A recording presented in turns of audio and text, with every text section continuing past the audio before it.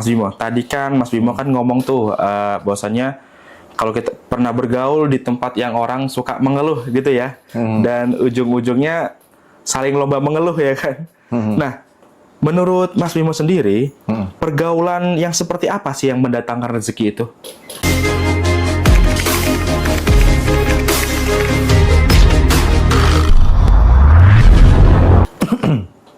Oke, jadi pergaulan itu dimulai dari apa? Dari diri sebenarnya. Vibrasi diri itu akan menarik orang-orang sejenis. Makanya tadi ketika saya mulai belajar stop untuk mengeluh, saya mulai menarik orang-orang yang juga nggak mengeluh. Orang-orang yang bermental kelimpahan. Karena kebalikan dari pengeluh itu kan keberlimpahan. Kalau sudah nggak ngeluh apa? Syukur kan? Syukur, benar. Nah, jadi pergaulan itu dimulai sebenarnya dari diri dulu. Karena ketika misalkan gini, ketemu sama orang atau dipertemukan dengan circle yang senang bersyukur gitu ya, lalu datang-datang ngeluh, mereka nyaman nggak kira-kira? Risih Kan, pastinya. gitu. Ini orang kok toksik, ini orang kok nggak nyaman, nggak oke gitu loh. Nah, otomatis dia kita nggak sefrekuensi dengan dia, ini nggak akan bertahan lama, walaupun memaksakan mental. Gitu. Karena sesuatu yang sefrekuensi akan dipersatukan, yang tidak sefrekuensi akan dipisahkan gitu. Jadi sebelum bergaul, teman-teman tingkatkan dulu kesadarannya tentang rasa syukur dan sebagainya. Itu didominankan sepanjang hari. Nanti pasti akan narik kok. Gitu. Coba misalkan contoh kita dipertemukan ini, itu kan bukan niatan kita kan, gitu loh. Karena itu apa? Terjadinya salah satu frekuensi yang sama. Coba misalkan gini, aku sudah senang syukur, terus kamu ketika datang ngeluh gitu, pasti nggak akan lama pertemanannya. Bener-bener. Gitu. Jadi kalau teman-teman pergaulan seperti apa, pastikan diri dulu. Habis itu yang membuat pengalaman saya membuat income itu stabil naik adalah apa? Saya selalu mencari circle yang di atas. Yang di atas. Artinya secara kesadaran lebih tinggi, secara apalagi kalau saya mau meningkatkan finansialnya lebih tinggi. Karena mereka ketika ngobrol, apa yang dibicarakan? Peluang, ide bisnis, kesempatan, terus kemudian apalagi yang bisa dikerjakan bareng-bareng yang menghasilkan, gitu. Dan orang-orang yang perusahaannya sedang berkembang, mereka butuh orang-orang yang attitude-nya bagus. Seperti belum tentu ditanya kamu bisa apa, belum tentu bro. Bahkan belum tentu ditanya ijazahnya ya. Belum tentu, iya. Karena skill bisa dilatih. Iya, benar-benar. Gitu, skill bisa dilatih. Tapi kalau attitude itu mahal. Mau skill jago apapun, kalau attitude-nya nggak bagus, ya nggak akan lama juga sih dipakainya. Nah, orang-orang yang di circle up itu, ketika mereka ketemu orang yang jujur, amanah, minimal dua itu ya, jujur, amanah itu nggak suka ngeluh tadi, yang syukur nyenengin orangnya gitu. Iya. Suatu saat pasti, bro ini aku ada project bisa dikerjakan bareng nggak? Kamu bisa bantu projectku nggak? Awalnya kita cuma minta dibantuan, bisa kita dilibatkan gitu. Jadi itu step by step. Atau kita minimal tahu, cara mereka menghasilkan uang lagi itu begini gitu. Karena apa? Untuk meningkatkan income itu kan juga butuh sumber informasi kan. Harus ada yang masuk ke kepala. Kalau nggak ada yang masuk gimana? Tahunya hanya gitu-gitu aja kan. Benar. Ya hasilnya gitu-gitu aja. Nggak ada perkembangan ya. Oke.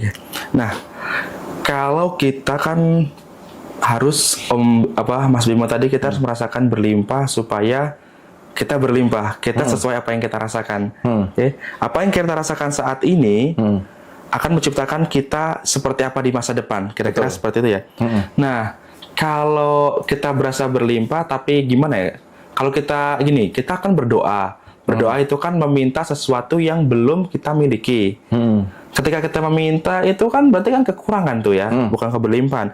Nah, jadi menurut Mas Bimo itu berdoa yang benar tuh seperti apa biar supaya mendatangkan apa yang kita inginkan, juga mendatangkan rezeki keberlimpahan. Silakan Mas. Oke. Jadi doa itu sebenarnya soal rasa. Doa itu soal rasa, soal vibrasi. Nah, teman-teman bisa cek aja ketika berdoa dengan penuh ketakutan, kecemasan, kekhawatiran, yang terjadi peristiwanya apa. Walaupun doanya baik, misalkan, ya Allah ya Tuhan, kenapa hidupku begini, tolonglah hambamu ini, hutangku banyak, semakin hari makin nambah, aku sudah nggak kuat menjalani hidup ini. Peristiwanya diundang apa? Masih kekurangan lagi. Iya, benar. Karena doa itu soal rasa. Soal rasa. Dan ada juga beberapa orang yang doanya terjebak di mantra dalam tanda kutip. Hanya di kata-kata, hanya hafalan. Nah, semesta itu membaca bahasa kita itu dari vibrasi. Iya. Sebenarnya merasa berlimpah itu sudah doa, bro. Merasa berlimpah saja sudah doa Sudah ya? doa.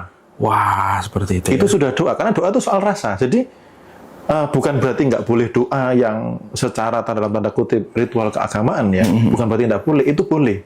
Tetapi kadang orang terjebaknya, merasa sudah berdoa. Nah, setelah berdoa itu juga masih doa. Gitu loh. Iya. Makanya kalau di buku Sadar Kaya itu ya, buku Sadar Kaya Bosman, banyak orang yang meng-cancel doanya sendiri. Meng-cancel doanya ya? Karena setelah doa, rasanya nggak dijaga.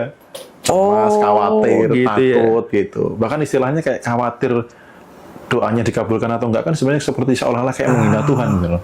Catat guys, jadi doa yang diiringi dengan kekhawatiran itu adalah doa yang tercancel guys. Wah, ini Atau keren doa sih. kebalikannya. Malah doa kebalikannya. Yang terjadi Oh iya, malah peristiwa benar. Malah negatif ya, karena ketakutan duluan ya, karena apa namanya, ragu. Ya, nah terkait dengan meminta itu boleh. Akan tetapi merasa memiliki itu juga lebih bagus lagi. Merasa sudah memiliki. Jadi waktu itu kalau saya doa biasanya ya Tuhan izinkan saya. Izinkan saya. Saya lebih begitu, izinkan saya untuk mengalami seperti ini, lalu saya bayangkan saya sudah di sana. Jadi kantor ini, rumah yang di sana, ya itu kalau kantor ini beda lagi cerita uniknya. Kalau yang rumah sana, itu saya bayangkan pas mau tidur loh, di kondisi apa? Di kondisi saat kondisi masih minus, saat kondisi genteng bocor, beras mau habis. Nah, saya berdoa, ya Tuhan izinkan saya untuk berada di titik ini. Nah, titik ini itu lalu dibayangin seolah-olah sudah terjadi. Habis itu terima kasih sudah diizinkan, walaupun belum. Karena Tuhan sesuai dengan persangkaan hambanya. Iya, benar.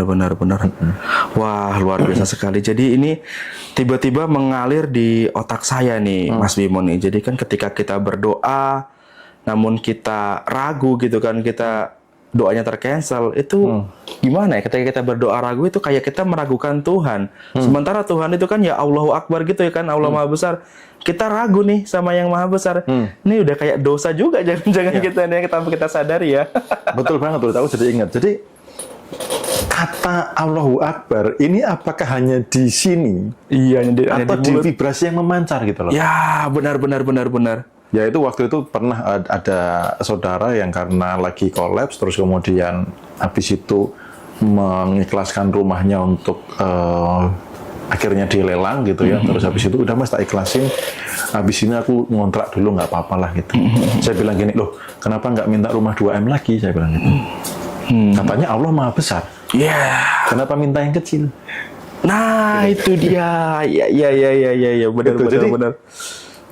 Ketika menyebut Allahu Akbar, Allah Maha Besar, itu pastikan dengan rasa betul, gitu loh. Karena kalau masih merasa kecil, nah sebutan itu berarti apa? Hanya di level kata. Coba kalau itu benar-benar dimaknai betul, teman-teman mengucapkan itu dengan pelan, dengan penuh rasa bahwa saya punya Allah yang Maha Besar, yang Maha Penyayang, Maha Pengampun dan lain sebagainya. Wah itu. Lalu minta diizinkan untuk di titik ini, dan itu dijaga sepanjang hari. Merasa sudah di situ, merasa sudah di situ.